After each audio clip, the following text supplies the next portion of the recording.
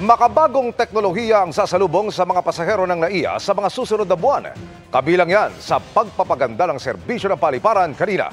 Ininspeksyon ito ni Pangulong Bongbong Marcos. Nakatutok si Mariz Umali.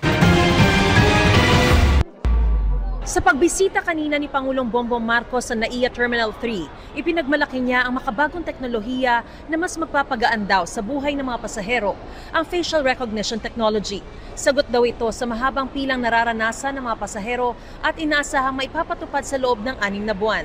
We're trying to make life easier for them na mabilis nga, hindi sila hinahanapan ng kung ano-anong ID. Mukha na lang nila, ayun na, ID. Hindi na kailangan bumunot ng passport, hindi na kailangan. Soon, magkakaroon na tayo niyan. And how soon will this be rolled I think out? within 6 months. Inisa-isa rin ng Pangulo ang mga bagong pasilidad ng Terminal 3 matapos ilipat ang pamamahala sa NAIA Infrastructure Corporation Incorporated o NNIC.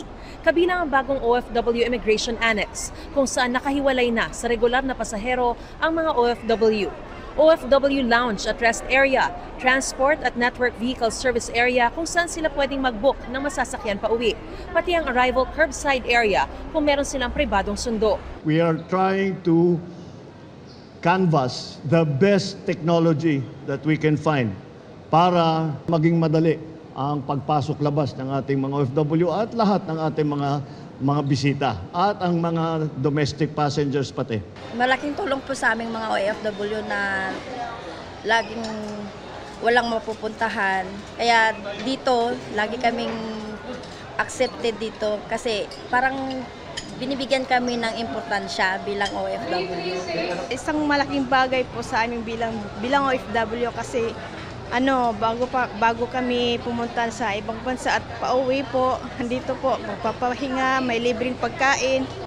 Sabi ni NNIC Chairman Ramon Ang, mas lalawak pa ang kapasidad ng mga terminal sa 2026. Itatayo na rin daw ang Terminal 5 na kapag isinama sa kapasidad ng Terminal 2 ay kayang tumanggap ng 35 million na pasahero kada taon. Dagdag ni Pangulong Marcos, mahalagang makasabay ang NAIA sa mga modernong paliparan sa Asya at sa buong mundo. Hindi lamang para makapagbigay ng maayos na serbisyo, kundi para sa imahe rin ng Pilipinas bilang gateway ng mga turista at ng ating mga kababayan papasok at palabas ng bansa. Para sa GMA Integrated News, Mariz Umali, nakatutok, 24 oras.